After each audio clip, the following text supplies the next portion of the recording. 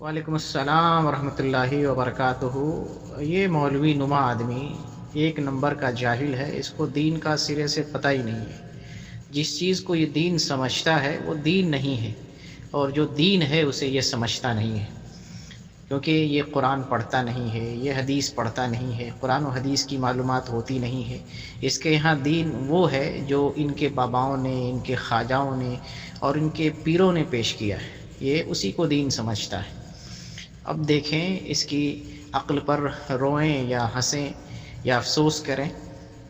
سعودی عرب کی عوام نے اگر یہاں کے بادشاہ کی عافیت پر خوشی کا جملہ کہا ہے اور فرحت کا اظہار کیا ہے، تو اس میں میلاد منانے کی دلیل کیا ہے؟ ہم مانتے ہیں کہ نبی صلی اللہ علیہ وسلم کی میلاد ہوئی ہے، یعنی آپ کی پیدائش ہوئی ہے۔ میلاد کہتے ہیں پیدائش کو، تو ہم مانتے ہیں آپ کی پیدائش ہوئی ہے، لیکن مناتے نہیں ہیں۔ تو میلاد ماننا ایک الگ چیز ہے، میلاد منانا ایک الگ چیز ہے۔ یہ جاہل لوگ ہیں، کہیں پر میلاد کا لفظ دیکھ لیے تو اپنے لیے دلیل بنا لیتے ہیں، عید کا لفظ دیکھے تو اپنے لیے دلیل بنا دیتے ہیں۔ اب سعودی عرب کے اقامہ جو اجنبیوں کے پاس ہوتا ہے، ان اقاموں پر لکھا ہوتا ہے تاریخ المیلاد۔ اب یہاں پر میلاد کا لفظ لکھا ہوا، یہ بریلوی سمجھتا ہے کہ یہاں دیکھو میلاد منانے کی دلیل آ گئی۔ جنتری جو ہمارے یہاں ملتی ہے، جس پر تاریخ لکھی ہوتی ہے، اس میں سب سے اوپر ایام دن لکھے ہوتے ہیں، پیر، منگل، بدھ، جمعرات۔ تو یہاں جو پیر لکھا ہوا ہے، تو ان کے مولوی پیر سے دلیل پکڑتے ہیں کہ دیکھو پیر کو ماننا چاہیے، پیر کی دلیل ہے۔ تو یہ اتنے جاہل لوگ ہیں جس کو دین کا سرے سے پتہ نہیں۔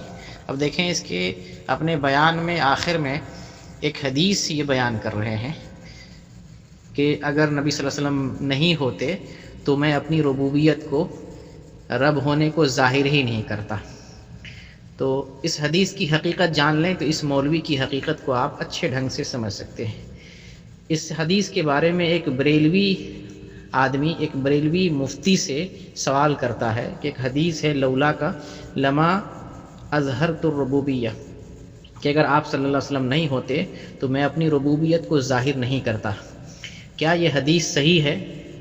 یہ ایک سوال ہے جو ایک بریلوی آدمی کی طرف سے ایک بریلوی مفتی سے پوچھا گیا۔ اس سوال کو ایک بریلوی ویب سائٹ thefatwa.com پہ دیکھ سکتے ہیں۔ سوال نمبر 6023 ہے اور سائل کا نام ہے سلطان محمد جہانگیر۔ جس نے سوال کیا تو بریلوی مفتی، جن کا نام مفتی محمد شبیر قادری ہے، وہ جواب دیتے ہیں کہ تلاش بسیار کے بعد بھی مجھے یہ حدیث کسی مستند کتاب میں نہیں ملی۔